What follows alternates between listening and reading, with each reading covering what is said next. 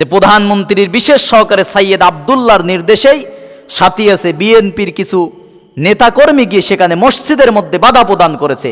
এখানে শুধুমাত্র বাধা জামাতের এমপি হিসাবে নাজিবুর রহমান মমিনকে দেয় নাই, আল্লাহর কোরআন বন্ধ করার চক্রান্ত তারা করেছে। লম্বা ইতিহাস আছে, সূরা কলম দেখবেন। কালকে যারা বাধা দিয়েছে স্পষ্ট তারা জালেম, তারা কাফের, তারা অবৈধ পিতৃ পরিচয়হীন যারা সন্তান। কারণ মসজিদে আল্লাহর কোরআনের কথা বলতে তারা বাধা দিয়েছে। জামাত ইসলামকে তারা বাধা দেয় নাই, এমপি নাজিবুর রহমান মমিনকে তারা বাধা দেয় নাই, তারা বাধা দিয়েছে আল্লাহর কোরআনের কথা বলাকে। কোরআনের বিরোধিতা করেছে। সে বিএনপির যত বড়ই নেতা হোক না কেন, সে কাফের, সে জালেম, সে অবৈধ জারজ সন্তান।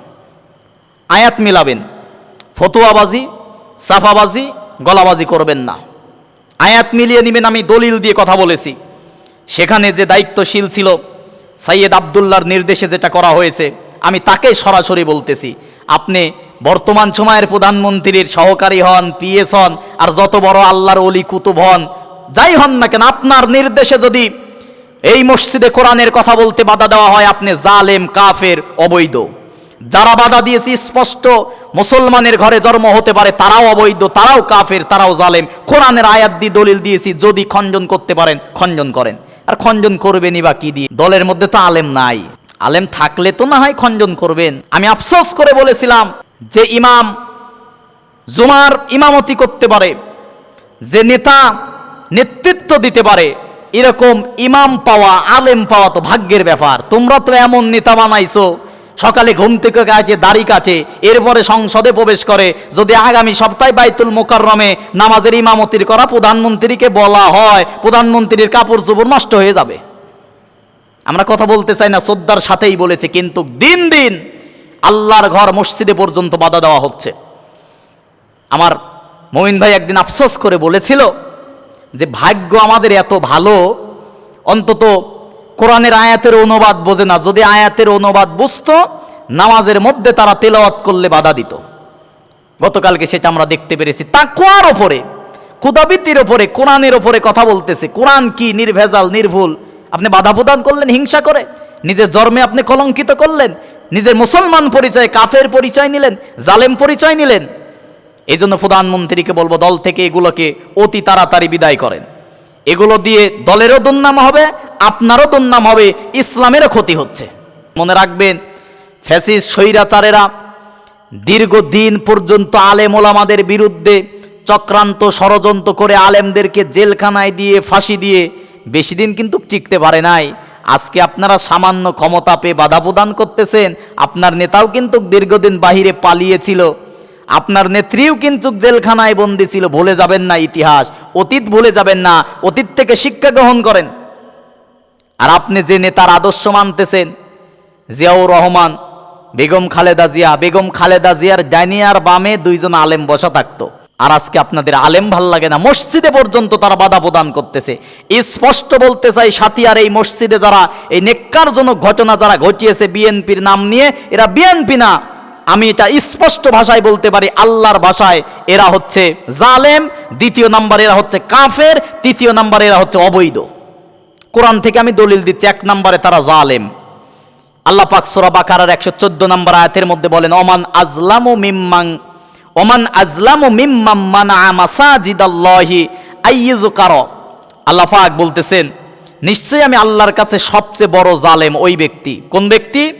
মিম্মান মানা মাসাজিদাল্লাহ, যে ব্যক্তি আমি আল্লাহর ঘর মসজিদে আইয়ুযকার ফিহা ইসমুহু, আমি আল্লাহর স্মরণ, আমি আল্লাহর কথা বলতে দিতে বাধা প্রদান করে, ওয়াসাফি খরাবিহা, উজাড় করতে চায়, বাধা প্রদান করে, ওই ব্যক্তি আমি আল্লাহর কাছে সবচেয়ে বড় জালেম।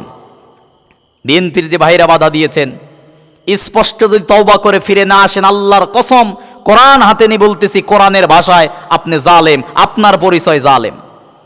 আর একটা কথা বলতে চাই, যদি ইমাম মানে তো নেতা, তো তিনি সেই আসনের এমপি, এমপি মানেই তো নেতা। এমপি নামাজ পড়াবে, তিনি ইমামতি করার যোগ্যতা রাখে, তিনি জুমার খুতবা দিতে পারে, এটা তো সৌভাগ্যের ব্যাপার।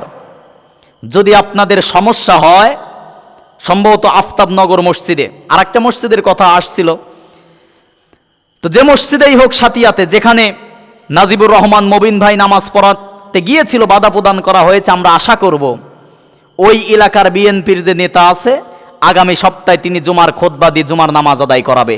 এটা আমাদের অনুরোধ থাকলো, যেহেতু নাজিবুর রহমান মোমেন ভাইয়ের নামাজ পড়ানো আপনার পছন্দ হয় নাই, আগামী সপ্তাহে বিএনপির কোন নেতা আছে নামাজ পড়াবে।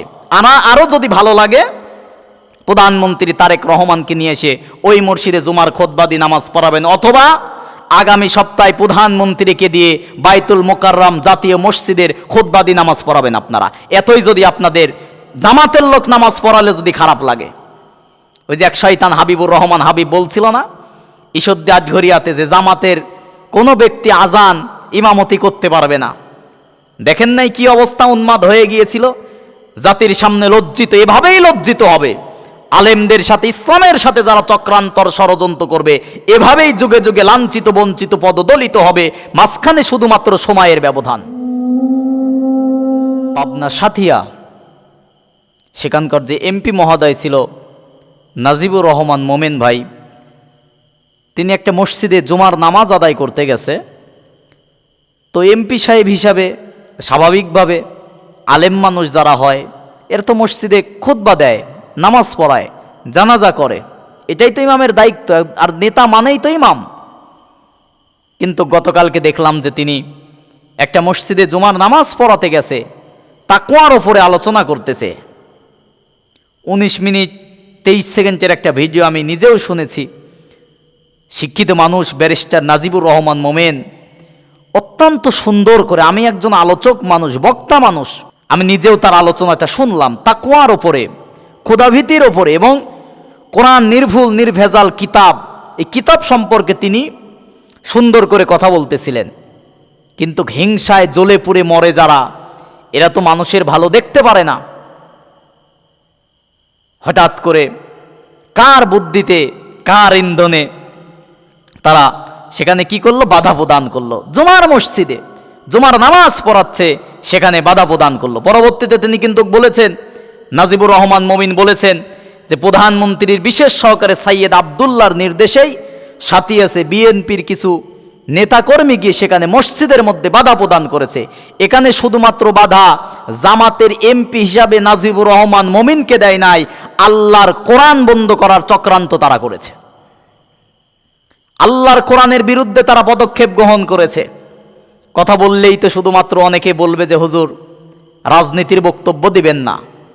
সূরা বাকারার 114 নম্বর আয়াত, আল্লাহ রাব্বুল আলামিন স্পষ্ট কোরআনুল কারীমের মধ্যে বলতেছেন, ওমান আজলামু মিম্মান মানা মাসাজিদাল্লাহি আইয়ুযকারা ফীহা ইসমুহু ওয়া সাআ ফী খরাবিহা। গতকালকের সেই ঘটনাটি দেখার পরে আয়াতটা আমি বারবার তেলাওয়াত করেছি, বারবার আমি দেখেছি বিএনপির কিছু ভাইয়েরা কিসের চক্রান্তে, কিসের ষড়যন্ত্রের, কিসের লোভে পড়ে মসজিদ পর্যন্ত তারা বাধা প্রদান করেছে। আপনারা অবগত আছেন আমার পাবনার জুমার মসজিদ, যেখানে আমি চাঁদাবাজের বিরুদ্ধে কথা বলেছিলাম নির্বাচনের আগে। চাঁদাবাজের বিরুদ্ধে কথা বলার কারণে গায়ে টেনে তারা নিল, ওই যে মাছির উপর কেড়ে আমি গুড় খাই না, নাম ধরলাম না, কিন্তু এক প্রকার মানুষের গায়ে লেগে গেল, বাধা প্রদান করলো। মসজিদে জুমার খুতবা দেওয়া হবে না, নিষেধ করে দিল। আল্লাহ পাক বলতেছেন যে সবচেয়ে বড় জালেম ওই ব্যক্তি যারা মসজিদে বাধা প্রদান করে, আল্লাহর নাম নিতে দেয় না।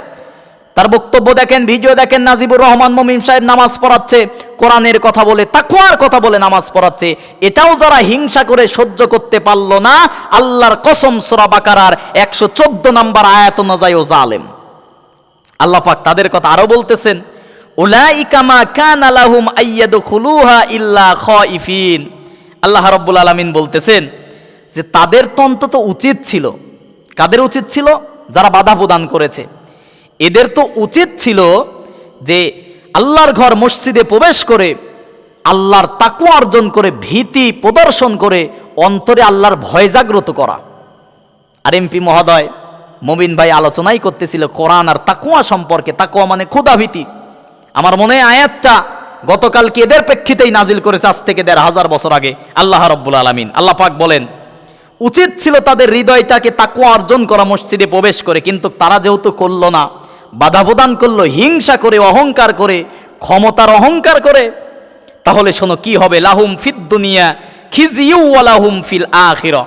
আল্লাহ পাক বলেন তাদের দুনিয়ার জীবন হবে লাঞ্ছনাময়, তাদের দুনিয়ার জীবন হবে লাঞ্ছনাময়। দেখেন নাই 17 বছরের ইতিহাস, আজকে তারা দুনিয়াতে লাঞ্ছিত হচ্ছে।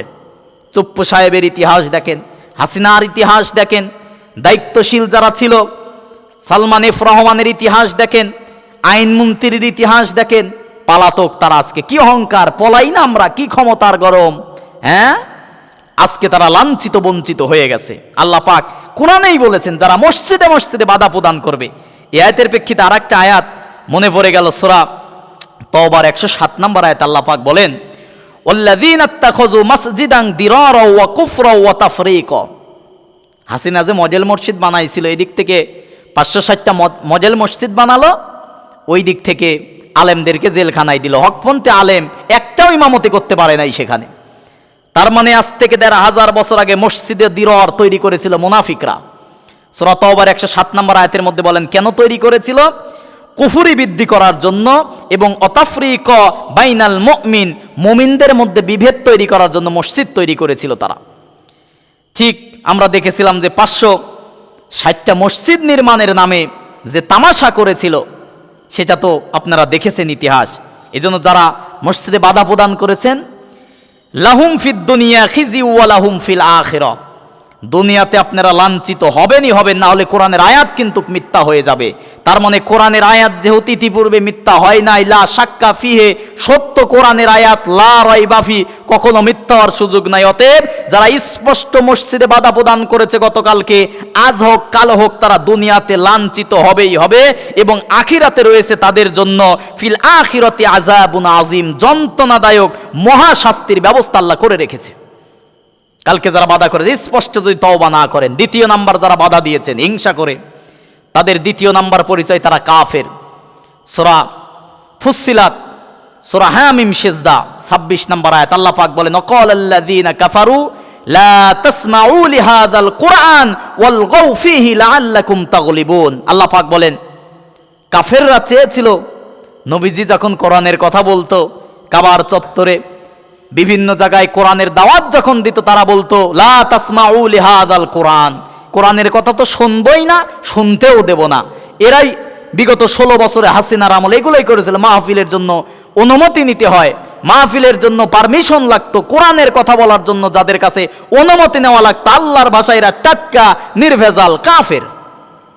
গতকালকে যারা বাধা প্রদান করেছেন, সূরা বনী ইসরাইল আপনি খুলে দেখবেন, তাফসীরগুলো খুলে দেখবেন, আল্লাহ রাব্বুল আলামিন সূরা ফুসসিলাতের 26 নম্বর আয়াতের মধ্যে বলেছেন যে ক্বালাল্লাযীনা কাফারু লা তাসমাউ লিহাযাল কুরআন ওয়ালগাউ ফীহি লাআল্লাকুম তাগলিবুন। স্পষ্ট কোরআনের আয়াত, যারা কোরআন শোনে না, শুনতে দেয় না, বাধা প্রদান করে ক্ষমতার অহংকারে, দুনিয়ার লোভে, যে কোনোভাবে হোক, মুসলমান নামের আগে থাকতে পারে মোহাম্মদ, নামের শেষে হোসেন আলী থাকতে পারে, সে বিএনপি করতে পারে, আওয়ামী লীগ করতে পারে, কিন্তু কোরআনের মাহফিলে কোরআনের কথা মসজিদে বাধা দেবে যারা, ওদের পরিচয় তারা কাফের। সূরা ফুসসিলাতের 26 নম্বর আয়াত।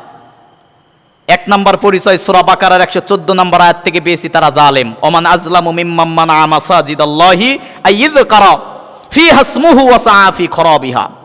2 নম্বরে সূরা হামিম সিজদার 26 নম্বর আয়াত, তাদের পরিচয় ক্বালাল্লাযীনা কাফারু লা তাসমাউ লিহাযাল কুরআন, তারা কাফের। 3 নম্বর সূরা কলাম 13 নম্বর আয়াত, যারা স্পষ্ট জেনে শুনে কোরআনের কথাগুলো বলতে দেবে না, রাজনীতির কথা বলবে, কোরআনের কথা বললে বলে রাজনীতির কথা, তাদের পরিচয় উতুল্লিম বাদা যালিকা জানিম, তাদের পরিচয় তারা পিতৃ পরিচয়হীন জারজ সন্তান, কারণ তারা কোরআনে বাধা দিয়েছে।